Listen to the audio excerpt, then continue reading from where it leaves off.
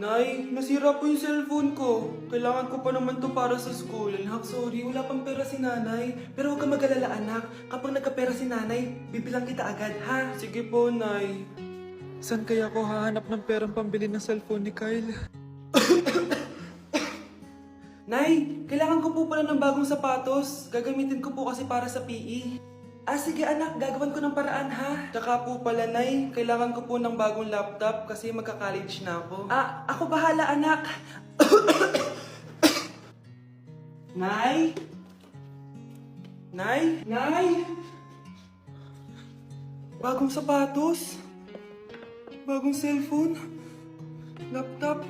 Paano nabili lahat ni nanay ito? Nay! Kyle, yung nanay mo. Ah, nasaan po si nanay? Nasa hospital ngayon yung nanay mo, Kyle. Mas inuna niyang bilhin yung mga kailangan mo kaysa sa mga gamot niya. Nay!